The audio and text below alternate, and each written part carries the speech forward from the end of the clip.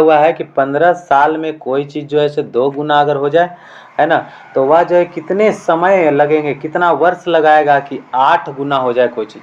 15 साल में 2 गुना, तो 8 गुना होने के लिए कितना साल चाहिए।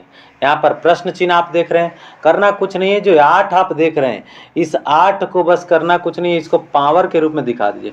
तो 2 का पावर 3 होगा कि नहीं, 2 गुने 2 गुने 2, 2 गुने 2 गुने 2, 2 दूनी 4 दूनी 8 हो गया।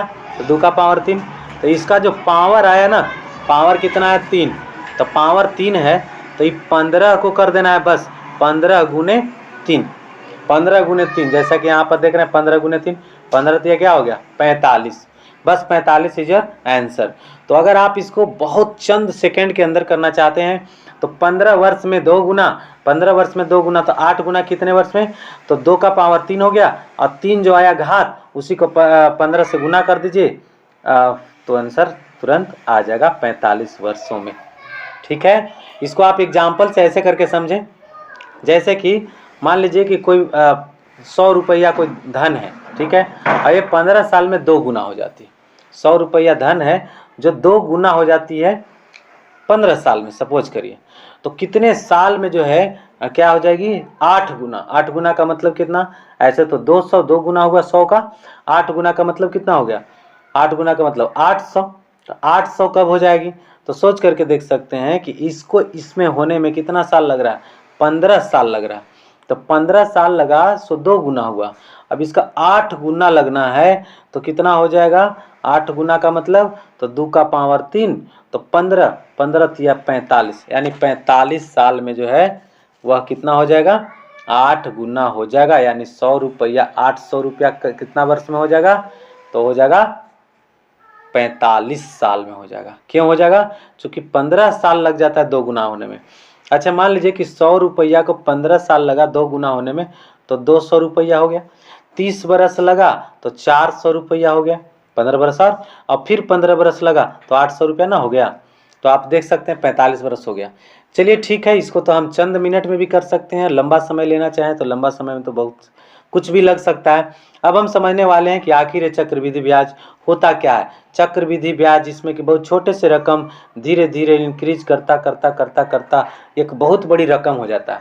एल्बर्ट आइंस्टाइन ने इसे बताया कि यह दुनिया का 7वां अजूबा चीज़ है। अगर जो कैलकुलेशन करके अपने पैसे को थोड़ी थोड़ी रकम में वृद्धि करते रहें, थोड़ी थोड़ी भी अगर जमा करते रहें, अगर रेगुलर रेकरिंग के रूप में अगर जमा करते हैं तो ये एक बहुत बड़ा सम हो जाता है, जिसका अनुमान लगाना एक आदमी के लिए मुश्किल काम है। तो कुल मिलाकर के चक्रवृद्धि ब्याज होता क्या है, फाइनली हम ये समझने वाले हैं। चक्रवृद्धि ब्याज में होता क्या है कि मान लीजिए कि 100 रुपया का कोई धन है या 200 रुपया कोई धन है, और 200 रुपया पर 10% का किसी ने कहा कि ब्याज लगेगा भाई, 10% का ब्याज लगेगा, तो 100 का 10% निकालेंगे तो कितना हो जाएगा, 100 का 10% निकालिए 200 का, तो 200 गुने 10%। आप अपने जनरल मेथड से ही करिए, बहुत ज़्यादा ट्रिक की जरूरत नहीं है। 2 जीरो से 2 जीरो कितना हो गया, 20 हो गया। ठीक है, तो 20 रुपया हो गया 200 का, 200 का 10% 20 रुपया हो गया। अब ये अगले वर्ष के लिए जो मनी हो जाएगा या कितना हो जाएगा, 220 रुपया ही मूलधन हो जाएगा। डैट मीन्स जो ब्याज आया है, जो 20 रुपया का सूद हुआ, वही 200 के साथ जुट गया, तो जुट गया तो कितना हो गया 220। अब इस 220 पर फिर 10% का हम इंटरेस्ट लेते हैं, तो 1 जीरो से 1 जीरो गया, 1 जीरो से 1 जीरो गया, अब हमारे पास 22 है। अब इस 22 को फिर जोड़ देंगे इसी में, तो अगर 22 जोड़ दिए 220 में तो हमारे पास रकम कितना हो गया 220, और प्लस 22 जुटा कितना बन गया ये 242 रुपया बन गया। अब फिर अगले वर्ष के लिए जब हम करेंगे तो फिर 10% इस पर लगेगा। ऐसे करके ब्याज पर ब्याज, हर बार ब्याज जो होता है वह मूलधन के साथ जुड़ करके फिर से एक नया मूलधन तैयार करता है। इसीलिए कहते हैं कि जब ब्याज के ऊपर लगे ब्याज, ब्याज के ऊपर लगे ब्याज, तो उसी को कहते हैं चक्रवर्ती ब्याज। इसीलिए इसका नाम पड़ा है चक्रवर्ती। चक्र है, ब्याज का चक्र है। क्या इसका, ब्याज का चक्र है। ब्याज जो है बार बार बढ़ते चला जाएगा, ब्याज पर भी इंटरेस्ट देना पड़ेगा, फिर ब्याज पर इंटरेस्ट देना पड़ेगा, अगले वर्ष फिर ब्याज पर इंटरेस्ट देना पड़ेगा, और इस प्रकार से धन होगा सनसनाता हुआ, बहुत छोटे समय के लिए, बहुत छोटा टाइम फ्रेम के लिए खटाक से एकदम बढ़ जाएगा। खट खट अपर साइड में जाएगा, खटाक खटाक खटाक खटाक इंक्रीजिंग होगी। तो चक्रवर्ती ब्याज साधारण ब्याज से क्यों अच्छा होता है? क्योंकि इसमें जो ब्याज है बहुत तीव्र गति से बढ़ती है। इस पर ब्याज के ऊपर लगता है ब्याज, जब ब्याज के ऊपर लगता है ब्याज तो उसे कहते हैं चक्रवर्ती ब्याज। चलिए फिर से इसको थोड़ा सा और डीप में डिफिनेशन को समझते हैं। कहा जाता है कि चक्रवृद्धि ब्याज आखिर क्या होता है जी? ब्याज जिसको आम भाषा में लोग सूद कहते हैं, शुद्ध, जो कि बहुत बड़ी चीज होती है। जब आम व्यक्ति सूद भरता है तो बहुत जो है ऐसे टेंशन में होता है, बहुत परेशान होता है, क्योंकि ब्याज पर ब्याज लगते रहता है, ब्याज पर ब्याज लगते रहता है। कोई बैंक से ले लेता है व्यक्ति तो उसमें भी ब्याज के ऊपर ब्याज लगता है। बैंक 12% का आसपास ईयरली ब्याज लेते हैं। तो सोचिए, और आम आदमी से जब हम ले लेते हैं, किसी से कर्ज ले लेते हैं 5%, 7%, 8%, 2%, जैसा भी, वो तो मंथली के हिसाब से लेता है, वो और ज़्यादा महंगा पड़ जाता है। खैर जो भी हो, चक्रवृद्धि ब्याज कुल मिलाकर के एक ऐसा रिसाइकलिंग ऑफ इंटरेस्ट है जिसमें वो ख़त्म नहीं होता, वो रिसाइकल होते रहता है, इंटरेस्ट का होते रहता है, ऐसे होते रहता है। एक टाइम फ्रेम के बाद वो बार बार उसका जो है से गति बात बढ़ते रहती है, बढ़ते रहती है, बढ़ते रहती है, बढ़ती रहती है, इंटरेस्ट बढ़ते रहता है, बढ़ते रहता है, बढ़ते रहता है। एक बार इंटरेस्ट छोटा होती है, फिर इंटरेस्ट बड़ा होता है, फिर बड़ा होता है, फिर और बड़ा होता है, फिर और बड़ा होता है। इस प्रकार से इंटरेस्ट पर इंटरेस्ट, इंटरेस्ट पर इंटरेस्ट, और कुल मिलाकर के बहुत बड़ा इंटरेस्ट हो जाती है।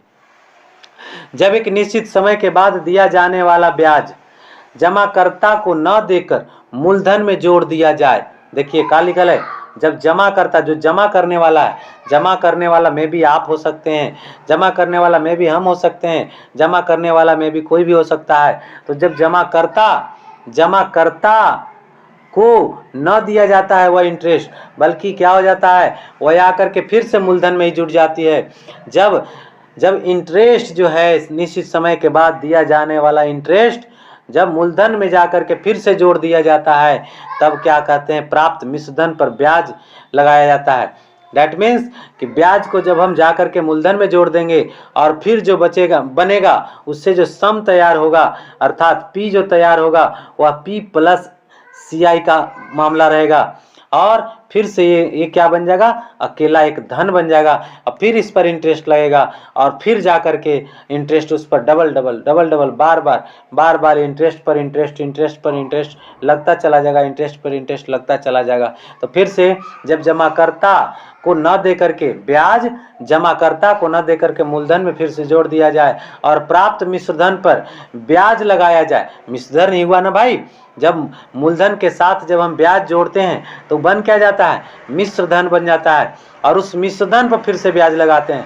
फिर अगला वर्ष फिर ब्याज आता है, फिर हम मूलधन के साथ जोड़ देते हैं, फिर मिश्रधन बन जाता है, फिर मिश्रधन पर ब्याज लगाते हैं। तो इस प्रकार से जब एक निश्चित समय के बाद दिया जाने वाला ब्याज जमाकर्ता को न दे करके मूलधन में फिर से जोड़ दिया जाए और मिश्रधन पर ब्याज लगाया जाता है, तो इस प्रकार प्राप्त चक्रवृद्धि ब्याज कहलाता है। चक्रवृद्धि ब्याज का सूत्र ये दिया गया है। चक्रवृद्धि ब्याज में क्या होता है, ए बराबर लिखाता है P × 1 + R बटा में 100 का पावर n।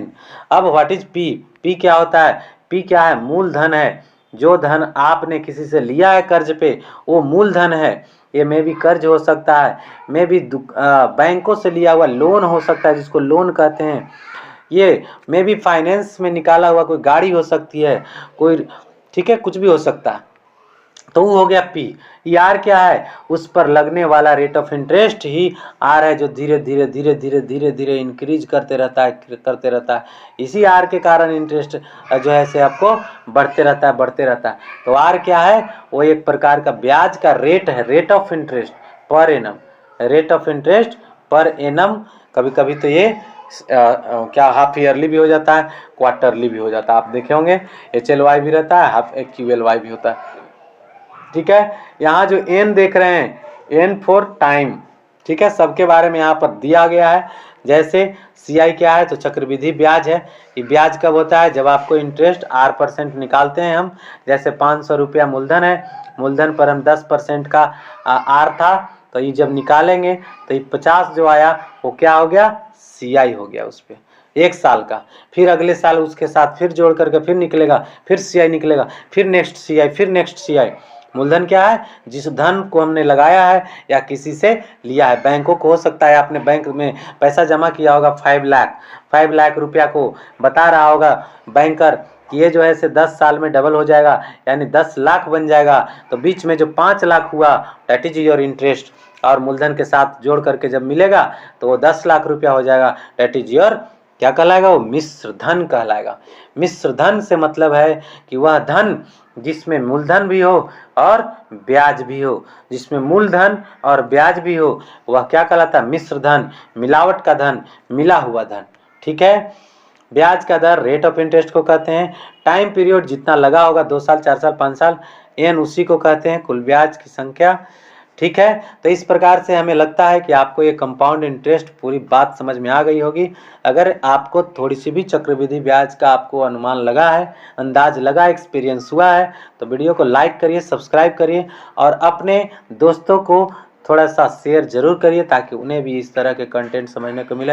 हमने प्रीवियस वीडियोज में बहुत सारे कंटेंट बना करके 10th क्लास को खास करके दिया है, तो 10th क्लास बिहार बोर्ड वाले जाएं, उसे देखें, समझें।